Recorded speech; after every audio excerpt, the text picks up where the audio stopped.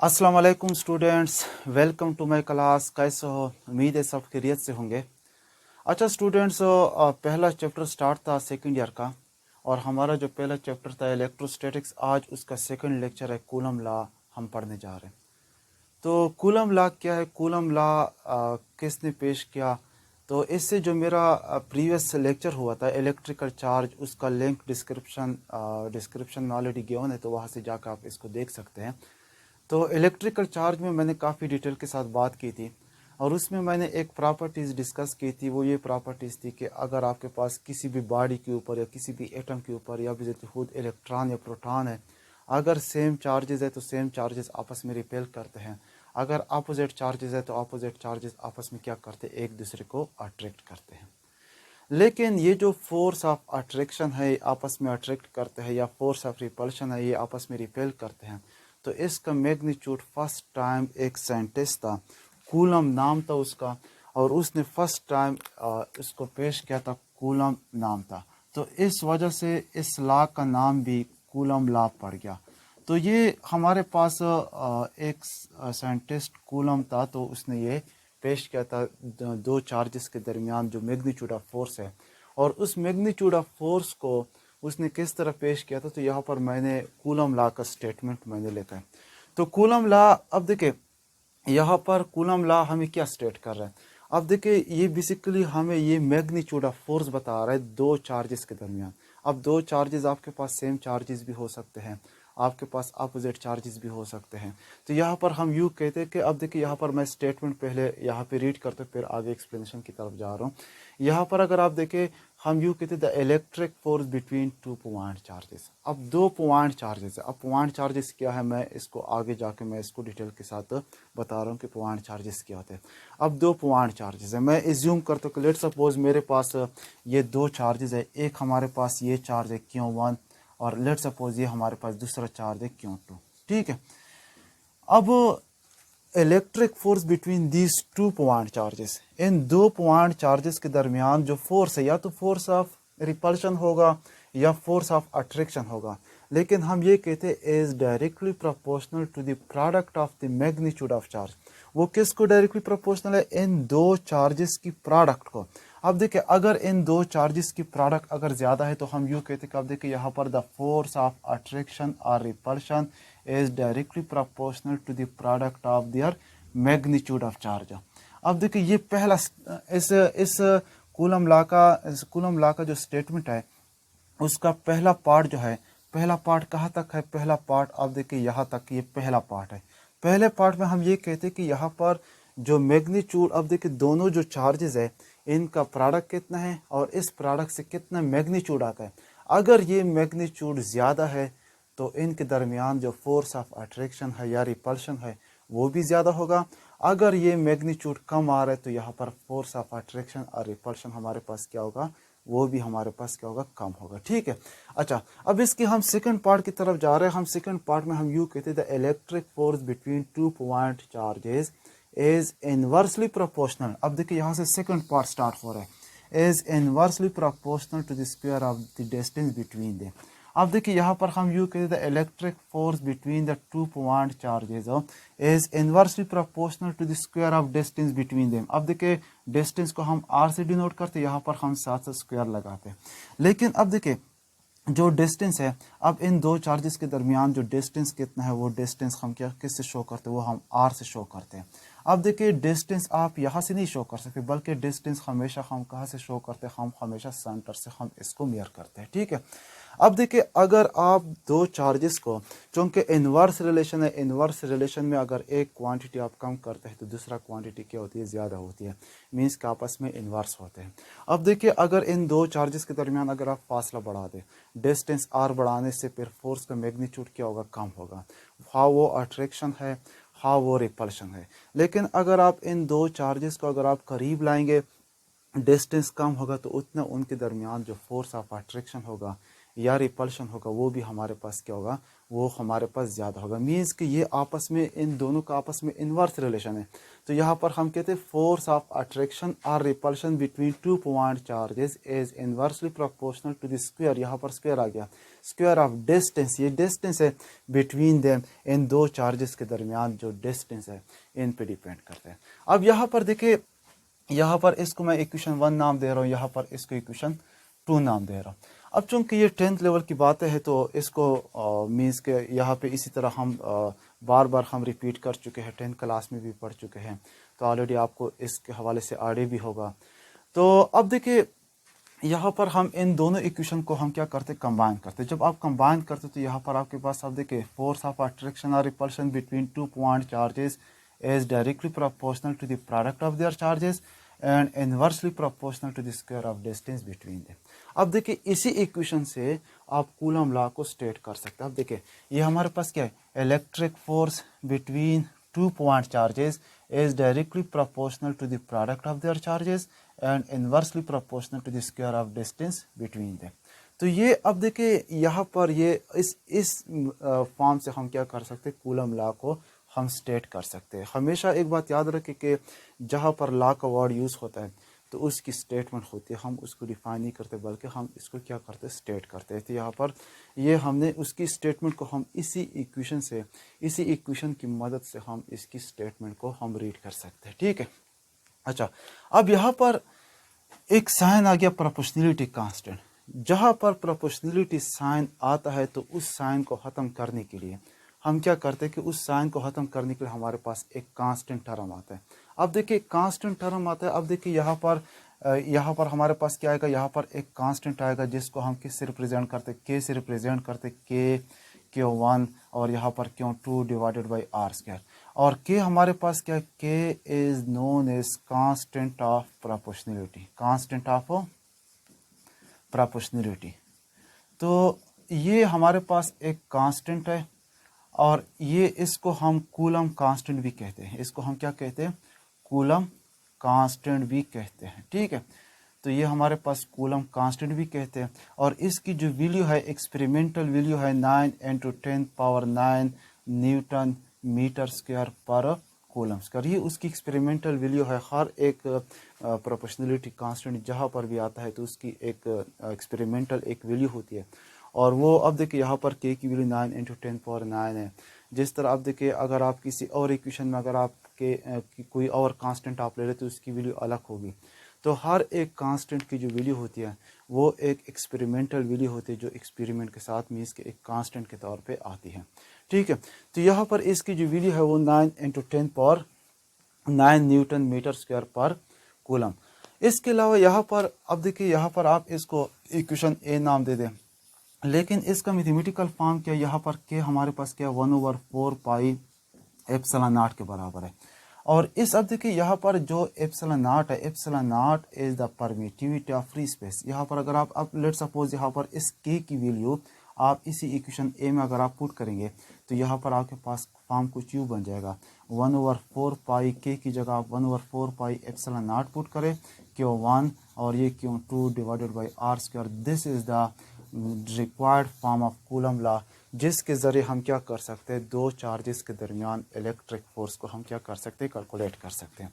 अब देखिए वो इलेक्ट्रिक फोर्स आपके पास अट्रैक्टिव हो या रिपल्सिव हो, अगर आपको चार्जेस का मैग्नीट्यूड गिवन है, डिस्टेंस गिवन है, तो आप इजीली इस इक्वेशन की मदद से आप क्या कर सकते हैं, आप इलेक्ट्रिक फोर्स को कैलकुलेट कर सकते हैं। और यहाँ पर अगर आप देखिए ये एक वर्ड आ गया एप्सिलॉन नॉट। एप्सिलॉन नॉट को हम क्या कहते हैं, इसको हम कहते हैं परमिटिविटी ऑफ फ्री स्पेस। क्या कहते हैं, परमिटिविटी ऑफ फ्री स्पेस। अब देखिए ये परमिटिविटी, बेसिकली परमिटिविटी क्या होती है, परमिटिविटी अगर आप गौर करें, परमिटिविटी किसी भी मीडियम की वो प्रॉपर्टी होती है, property of medium that affect the magnitude of force, that affect the magnitude of force।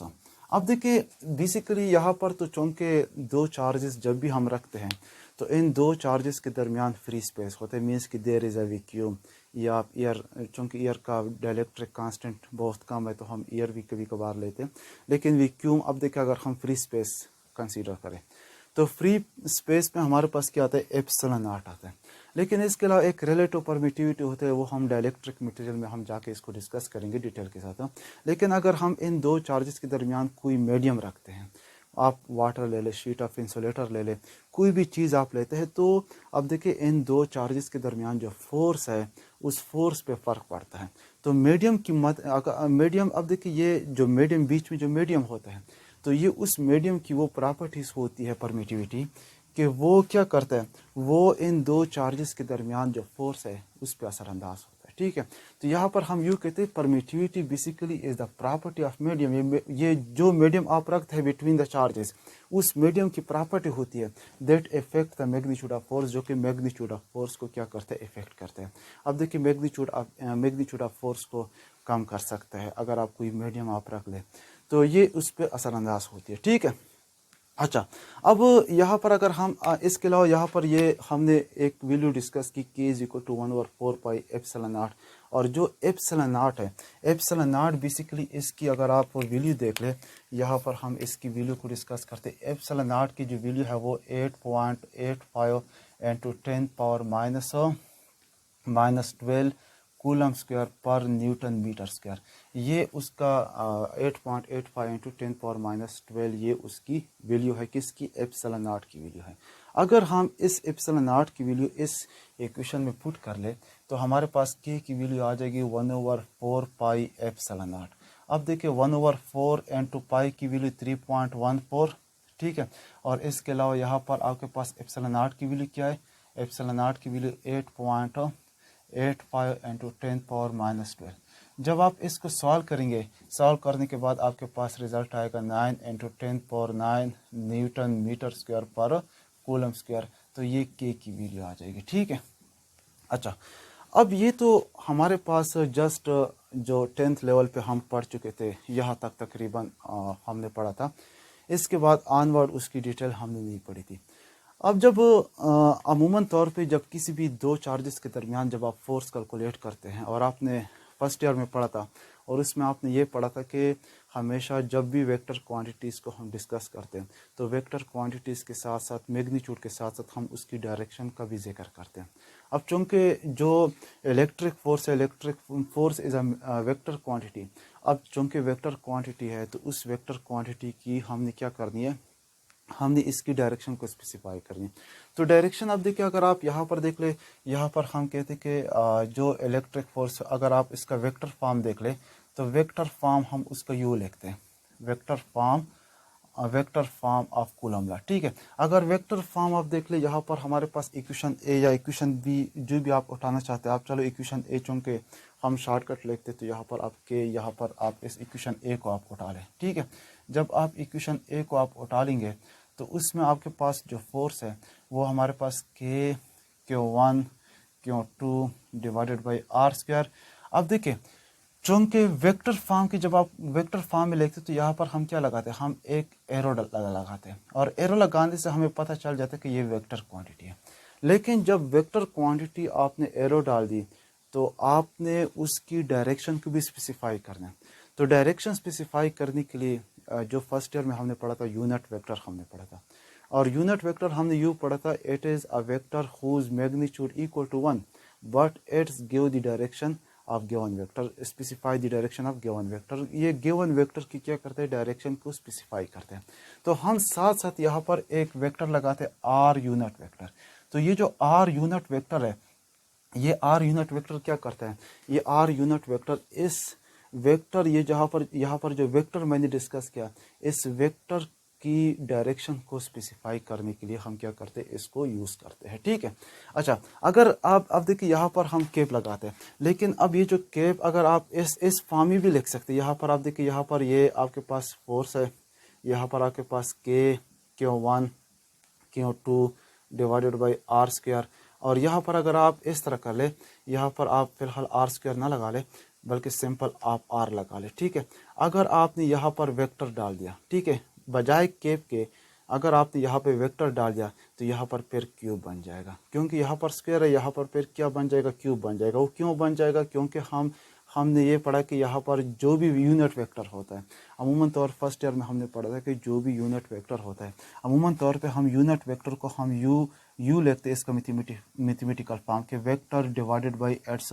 Magnitude, vector और डिवाइडेड बाई इट्स मैग्नीट्यूड। अगर हमारे पास ए वेक्टर है तो unit vector divided is equal to vector divided by its magnitude. इसी तरह अगर आपने आर यूनिट वेक्टर लिखना है तो हम यू लिखते हैं R vector divided by R. अब देखिए यहाँ पर हमने यूनिट वेक्टर की जगह R vector divided by R का मैग्नीट्यूड और उसी आर को आर स्क्वायर के साथ मल्टीप्लाई किया तो हमारे पास क्या आ गया, आर क्यूब आ गया। ठीक है, अच्छा अब हम क्या करते कि यहाँ पर ये तो हमारे पास उसका वेक्टर फॉर्म आ गया। अब हम चलते हैं उसकी कि किस तरह एक चार्ज क्यों वन किस तरह फोर्स एग्जर्ट करता है और इसके अलावा चार्ज क्यों टू किस तरह फोर्स एग्जर्ट करते हैं, हम वो डिस्कस करते हैं। ठीक, अच्छा, कूलम फोर्स को हम म्यूचुअल फोर्स भी कहते हैं या आप इसको इलेक्ट्रोस्टैटिक फोर्स भी कहते हैं, इलेक्ट्रोस्टैटिक फोर्स भी इसको कहते हैं। इसके अलावा इसको हम कोलम्बिक फोर्स भी कहते हैं या कूलम फोर्स भी कहते हैं, कूलम फोर्स भी कहते हैं। इसके अलावा एक और नाम भी हम इसके लिए यूज़ करते हैं, वो हमारे पास कौन सा है, म्यूचुअल फोर्स। म्यूचुअल फोर्स, ये जो तीनों फोर्सेस, आप देखिए यहाँ पर म्यूचुअल फोर्स भी हम इसको कहते हैं। अब देखिए electrostatic, electro means electrical charge, static means rest. अब यहाँ पर देखिए कि यहाँ पर इलेक्ट्रिकल चार्जेस के दरमियान चूँकि फोर्स है और इस वजह से हम इसको इलेक्ट्रोस्टैटिक फोर्स कहते हैं। इसके अलावा कूलम फोर्स तो कूलम लॉ से मंसूब है, चूँकि साइंटिस्ट ने ये लॉ पेश किया था और उसके नाम से ये लॉ भी मंसूब है, तो यहाँ पर हम इसको कूलम फोर्स भी कहते हैं। इसके अलावा म्यूचुअल फोर्स हम इस वजह से कहते हैं कि according to Newton third law, अगर आपके पास दो बॉडी हैं या दो बॉडी के ऊपर चार्ज आता है, मैक्रोस्कोपिक लेवल पे है या माइक्रोस्कोपिक लेवल पे आप इलेक्ट्रॉन प्रोटॉन आप ले ले, दो चार्जेस है, या एक एटम, दो एटम ले ले, एक एटम के ऊपर पॉजिटिव चार्ज है, एक एटम के ऊपर नेगेटिव चार्ज है या सेम चार्जेस है, तो एक चार्ज जितना फोर्स क्रिएट करता है उतना हमारे पास क्या होता है कि एक चार्ज जितना फोर्स क्रिएट करता है उतना ही फोर्स दूसरा चार्ज भी क्रिएट करता है। तो इसके लिए अब हम करते हैं कि लेट चार्ज Q1 हमारे पास एक, लेट सपोज एक चार्ज Q1 है और एक हमारे पास चार्ज Q2 है। ठीक है, अब अगर हम इज्यूम कर ले कि सेम चार्जेस है, अब लेट सपोज यहाँ पर चार्ज Q1 को हम क्या करते हैं, ब्रिंग करते टुवर्ड चार्ज Q2, तो वो इसको क्या करेगा, वो इसको रिपेल करेगा। तो इसका मतलब कि फोर्स किसके ऊपर लग रहा है, फोर्स ऑन चार्ज Q2 के ऊपर लग रहा है, तो हम यूँ कहते हैं force on charge Q2 due to Q1, due to Q1 की वजह से। तो यहाँ पर हम लिखते force on charge Q2 due to Q1 F21 will be equal to यहाँ पर K Q1 Q2 divided by R square, और यहाँ पर हम वेक्टर फॉर्म लगाते हैं, यहाँ पर आर यूनिट वेक्टर, लेकिन जो डायरेक्शन है फ्रॉम 1 to 2 होगा। इसी तरह अगर आप इस तरह कर ले कि इसी तरह अगर ये Q1 Q2 के ऊपर फोर्स एग्जर्ट करता है, इसी तरह Q2 भी Q1 के ऊपर फोर्स एग्जर्ट करता है, वो भी अब Q2 क्या कर रहा है, Q2 Q1 को इसी डायरेक्शन में क्या करते हैं, रिपेल करते हैं। तो अब देखिए यहाँ पर हम क्या करते हैं, अब यहाँ पर हम इस Q2 यहाँ पर हम यूँ लिखते हैं कि फोर्स ऑन Q1 के ऊपर जो फोर्स लग रहा है किसकी वजह से, ड्यू टू चार्ज Q2, तो यहाँ पर हम लिखते हैं force on Q1 due to charge Q2 F12 will be equal to K, और यहाँ पर एरो डालते हैं Q1 Q2 divided by R square, और यहाँ पर आपके पास क्या आ जाएगा, आर यूनिट वेक्टर, लेकिन यहाँ पर जो डायरेक्शन होगा फ्रॉम 2 to 1 की तरफ होगा, तो यहाँ पर 2 1 होगा। लेकिन यहाँ पर चूँकि जो डायरेक्शन है वो हमारे पास क्या है, वो आपके पास अपोजिट डायरेक्शन, तो यहाँ पर हम नेगेटिव साइन लगाते हैं। तो चूँकि they are called mutual force, mutual force means कि अगर एक चार्ज दूसरे चार्ज के ऊपर फोर्स एग्जर्ट करता है तो दूसरा भी पहले चार्ज के ऊपर, जो फर्स्ट चार्ज है उसके ऊपर उतना ही फोर्स एग्जर्ट करता है, और उन दोनों का जो मैग्नीट्यूड होगा, मैग्नीट्यूड इक्वल होगा but in opposite direction according to Newton third law. तो यहाँ पर हम यूँ लिख सकते कि F21 will be equal to minus F12, minus F12। तो यहाँ पर नेगेटिव साइन जस्ट ये शो करता है कि यहाँ पर डायरेक्शन, ये उसका मैग्नीट्यूड नेगेटिव हम नहीं लेते, बल्कि हम just to show the direction of these two mutual forces. अब देखिए यहाँ पर दोनों जो फोर्सेज है, अब दोनों चार्जेस है वो सेम फोर्स, अगर चार्ज Q1 Q2 के ऊपर जितना फोर्स एग्जर्ट करता है उतना ही Q2 Q1 के ऊपर भी उतना ही फोर्स एग्जर्ट करता है। तो दोनों का जो फोर्स है सेम है, लेकिन अपोजिट डायरेक्शन की वजह से यहाँ पर हम लोग क्या लगाते हैं, नेगेटिव साइन लगाते हैं। ठीक है। अच्छा, इसके अलावा एक और बात है कि यहाँ पर हमारे पास क्या, यहाँ पर मैंने पॉइंट चार्ज की बात की थी। पॉइंट चार्ज बेसिकली क्या होता है, पॉइंट चार्ज, अब यहाँ पर मैं इसको लिमिटेशन में जाके इसको मैं डिस्कस करता हूँ, लेकिन यहाँ तक तकरीबन कूलम लॉ का लेक्चर कंप्लीट होगा। अब इसके बाद इस कूलम लॉ के कुछ लिमिटेशन है कि कहाँ पे हम इसको, इसकी रिस्ट्रिक्शन कहाँ तक है। अब देखिए इसके हम कुछ लिमिटेशन यहाँ पर हम इसको डिस्कस करते हैं, लिमिटेशन ऑफ कूलम लॉ। ठीक है, लिमिटेशन। अब देखिए यहाँ पर लिमिटेशन में हमारे पास क्या, यहाँ पर अब देखिए यहाँ पर मैंने कहा कि Coulomb law is only valid. यहाँ पर पहली लिमिटेशन यह है कि कूलम लॉ सिर्फ और सिर्फ only valid for point charge, only valid for point charge, valid for point charge, ये सिर्फ और सिर्फ पॉइंट चार्जेस के लिए वैलिड होते हैं। अब पॉइंट चार्ज जो है, पॉइंट चार्ज क्या है, पॉइंट चार्ज को हम लोकलाइज्ड चार्ज भी कहते हैं। ठीक है, लोकलाइज्ड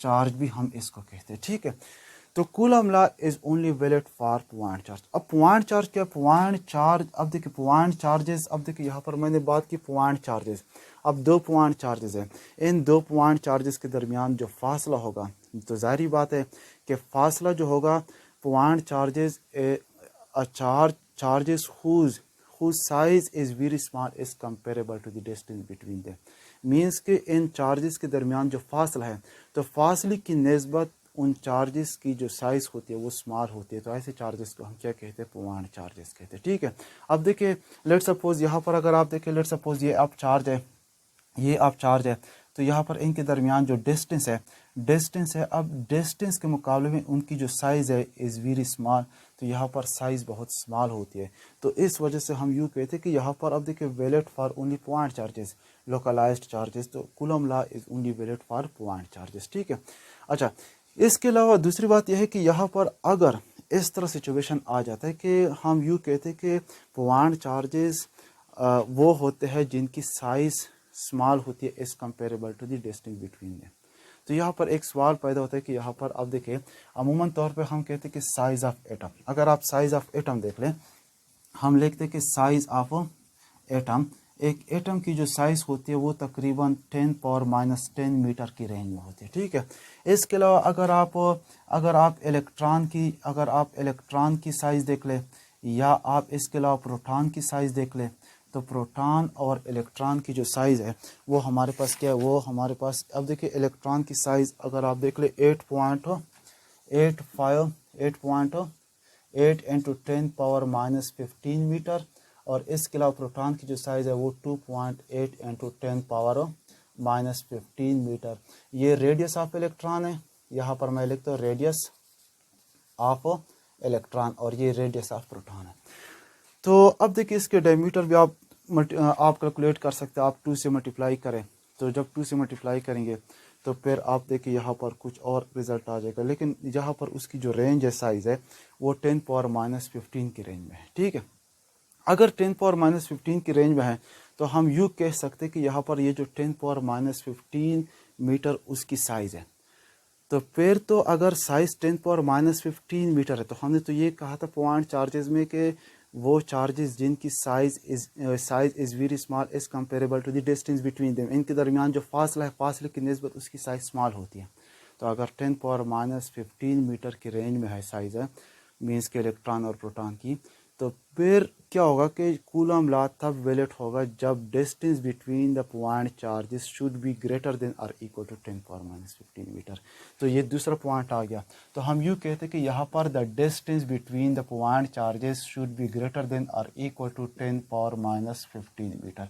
तो ये 10⁻⁻15 मीटर से फिर ज़्यादा होना चाहिए। ठीक है, ये हमारे पास क्या हो गया, ये हमारे पास सेकंड लिमिटेशन आ गई कि यहाँ पर पॉइंट चार्जेस के दरमियान जो फासला है वो 10⁻⁻15 मीटर से फिर ज़्यादा होना चाहिए। ठीक है, अगर 10⁻⁻15, अब देखिए यहाँ पर इलेक्ट्रॉन की साइज़ और प्रोटॉन की साइज़ 10⁻⁻15 की रेंज में है, तो डिस्टेंस जो होगा फिर ज़्यादा होना चाहिए, क्योंकि फिर तब जाकर हम कहते हैं पॉइंट चार्जेस का। हमने डिफिनीशन में हमने कहा कि point charges whose size is very small is comparable to the distance between the point charges. तो ये हमारे पास इसका क्या हो गया, सेकंड लिमिटेशन आ गया। इसके अलावा हमारे पास दूसरी बात यह है कि कूलम लॉ जो है, coulomb law is not applicable, not applicable, not applicable inside for not applicable for inside the nucleus, inside the nucleus। Nucleus के अंदर जो प्रोटॉन्स होते हैं, न्यूट्रॉन्स होते हैं, उस पर कूलम लॉ एप्लीकेबल नहीं होता, क्योंकि वहाँ पर न्यूक्लियर फोर्स होता है। और हम न्यूक्लियर फिजिक्स में हम इसको डिटेल के साथ पढ़ेंगे कि वहाँ पर किस तरह फोर्स पाया जाता है। तो वहाँ पर कोलम्बिक फोर्स नहीं होता, वहाँ पर न्यूक्लियर फोर्स होता है। ठीक है, अच्छा, इसके अलावा कूलम लॉ यहाँ पर उसकी एक अहम इम्पॉर्टेंस है, तो उसकी लिमिटेशन आ गई। एक और अहम इम्पॉर्टेंस जो है वो ये है कि यहाँ पर एक मैं डिस्कस करता हूँ कि यहाँ पर जो मोस्ट इम्पॉर्टेंट रखता है वो ये है कि Coulomb law is valid as well as macroscopic level.